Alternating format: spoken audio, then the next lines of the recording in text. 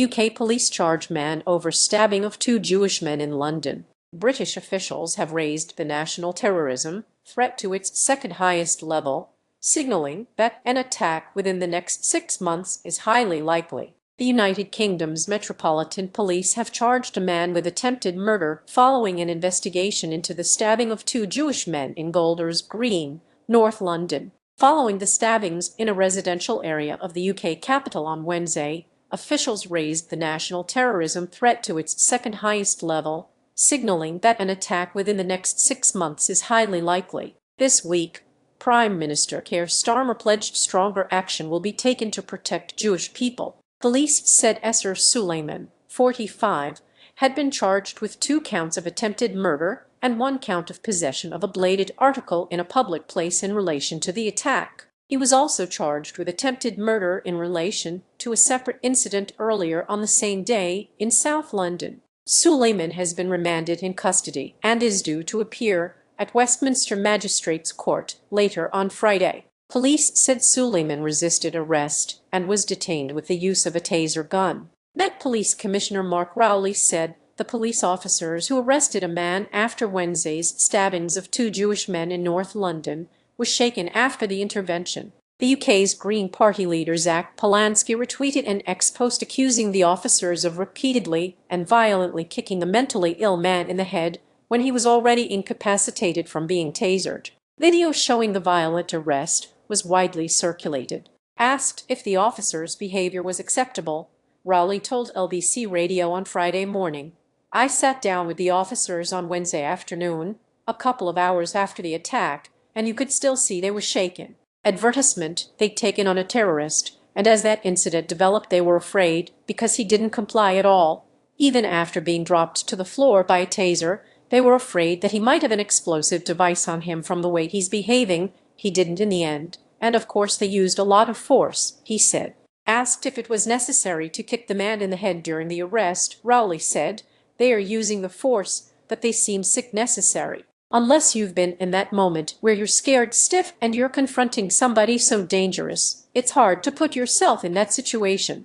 They are desperately concerned about stunning him and sort of neutralizing him. I'm not interested in politics, but if somebody eminent, rather than some of the oddballs on social media, if someone eminent says something or does something which I see has a risk to undermining the confidence of my officers to act, because they need that sense of public support, they now need to intervene on that, and that's what I did with that letter." In a letter to Polanski, Rowley wrote that he was disappointed, adding that the post was inaccurate and misinformed. Rising attacks on Jewish community, the stabbing, which took place in an area that is home to a large Jewish community in London, was reported on social media by the Community Security Trust, a charity providing safety advice and security to Jewish groups and buildings such as synagogues. One of the victims, a 34-year-old man, has since been released from hospital, while a 76-year-old victim remains in a stable condition, police said.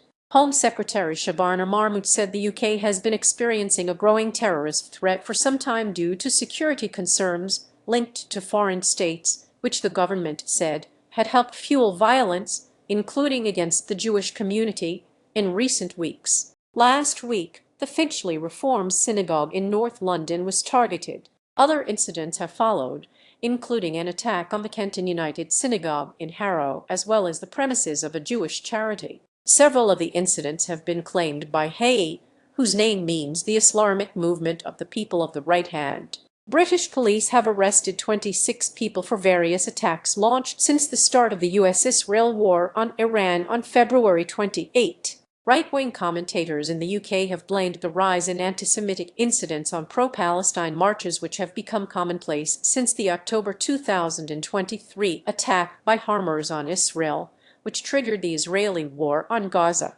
More than 71,000 people have been killed in Gaza since then, with many thousands more missing and presumed dead under the rubble. Advertisement: UK police said on Friday they would probe plans for pro-Palestinian protests in the capital in the coming weeks to assess whether further restrictions are necessary. "We'll do everything we can do to maximize the sense of safety in London," Metropolitan Police Chief Mark Rowley told the BBC. Police do not have the power to ban protests outright, but can impose restrictions on their movements.